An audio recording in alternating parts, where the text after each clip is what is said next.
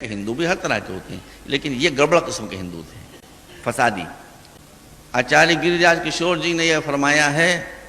کہ جو باتیں گیتا میں قابل اعتراض ہیں اسے نکال دیا جائے، اور جو باتیں قرآن مجید میں قابل اعتراض ہیں اسے نکال دیا جائے، تو 50% مسئلہ تو میں 1 سیکنڈ میں حل کیے دیتا ہوں، اس لیے کہ گیتا میری پڑھی ہوئی ہے۔ گیتا میں کوئی قابل اعتراض بات ہے ہی نہیں۔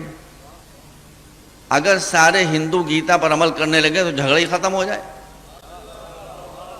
اس لیے کہ گیتا میں آپ میرے پر یقین رکھیں، اور جو ہمارے ہندو بھائی سن رہے ہیں وہ گیتا کا ادھین کریں، پڑھ لیں گیتا کو، میں غلط تھوڑی کہہ رہا ہوں، گیتا میری پڑھی ہوئی کتاب ہے۔ گیتا میں کہیں بت پرستی کی اجازت ہے ہی نہیں۔ گیتا میں تو بت پرستوں کا مذاق اڑایا گیا ہے، گیتا میں تو بتوں کا مذاق اڑایا گیا ہے، گیتا میں تو توحید خالص ہے کہ آپ جتنے بھی لوگ ہیں 2 4 5 10 15 20 سب آ جائیں ایک طرف سے، اور مسلمانوں کی طرف سے میں اکیلا آ جاؤں گا، میں کافی ہوں، حالانکہ میں جاہل آدمی ہوں، لیکن میں آپ کو سمجھا دینے کے لیے کافی ہوں۔ میں اکیلا آ جاؤں گا، ایک طرف آپ لوگ بیٹھ جائیے 2 4 5 10 جتنے بھی ہیں، ایک طرف میں اکیلا بیٹھ جاؤں گا، اور پھر جو سلجھے ہوئے 2 4 ہندو تھے سادھو، میں نے ان کا نام پیش کیا جن کو میں جانتا تھا، مثلاً آچاریہ اگنیویش،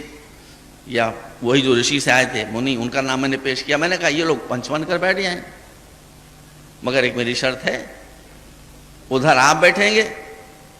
ادھر میں بیٹھوں گا، بیچ میں یہ پنچ بیٹھیں گے، یہ حکم بیٹھیں گے، یہ آربیٹریٹر بیٹھیں گے، اور ساتھ میں ایک نائی بیٹھے گا استورا لے کر، ایک حجام بیٹھے گا استورا لے کر۔ آپ وہ آیتیں پیش کریں جو قابل اعتراض ہیں، میں اس کی وضاحت آپ کے سامنے کروں گا کہ یہ قرآن کی باتیں قابل اعتراض نہیں، آپ کی فکر ٹیڑھی ہے،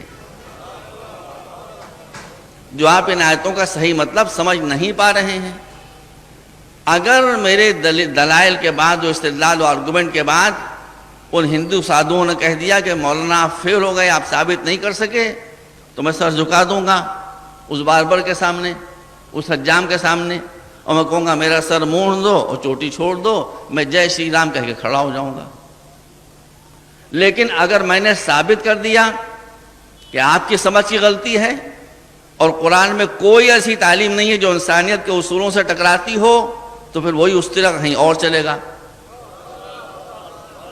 اور وہیں آپ کی مسلمانیاں ہوں گی، وہیں آپ کے ختنے ہوں گے۔ اگر آپ اس پر تیار ہوں تو جہاں کہیں جب کہیں میں حاضر ہونے کے لیے تیار ہوں۔ بڑھاپے میں باتیں کرنا آسان ہے، ختنے کرانا مشکل ہے۔